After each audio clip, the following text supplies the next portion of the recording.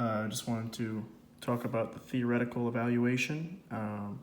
So for the first part that we have here, and we're going to check roommate by age, it says the parameter that we have to look at is an integer defined as pH, so the age of the individual. It is a Boolean response, so we have to check the roommate by age. We're going to set the response as equal to false. And then with the existing roommate that we already have within the previous code, we're going to search the roommates by, again, their age to that parameter. So if the roommate 1 of the 3 has an age that is greater or equal to the p-age as we defined in the line before, roommate 1 has then the age that we were looking for within the roommates that we are searching, and the response is true.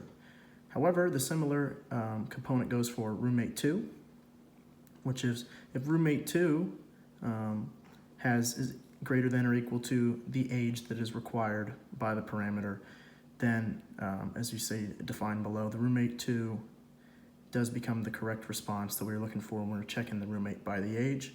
And else if, as again the code defines further, if roommate 3 has the age that is greater than or equal to the defined age that we are again looking for within the desired code, the response is true, and roommate 3 is then the age that when we check in this Boolean, that it will be true as well. The code in itself is pretty self-explanatory, not too many elements. Again, the biggest part is defining that it is a Boolean, defining that the integer that we're searching for is again the age, and then if the defined variables in the existing roommates are correct, then therefore the response is then true. Looking at number 2, we're going to try to find the most expensive room. Now, we just have to look in the, it's a public within the room class because we're just looking for the room response in itself.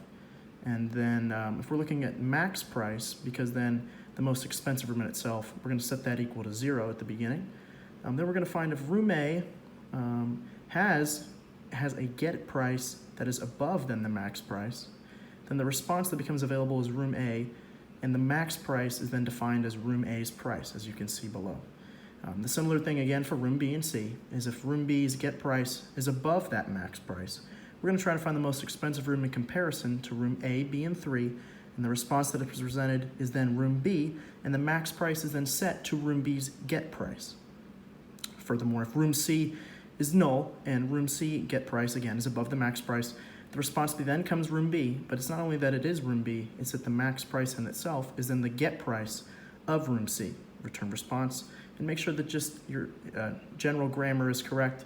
But again, a similar code that it is not too difficult logically to understand. But again, the responses then become the rooms in itself, and the max price becomes their set price. Finally, the affordable price. Now the character here is what we're going to double is the price, but the price in itself in terms of affordable room, we have to find the affordable room under the set P price of 830.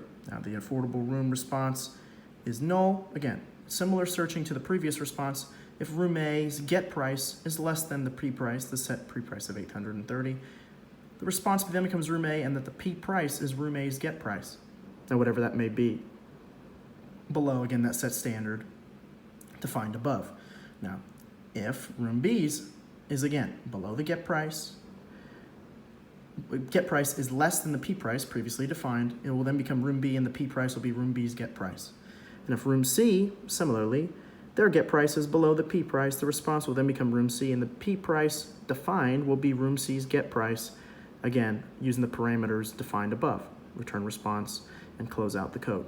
So all three of these in quick submission do easily definable, just making sure that we have the correct initial setup followed by the correct responses due to the previously set variables. Thank you for watching.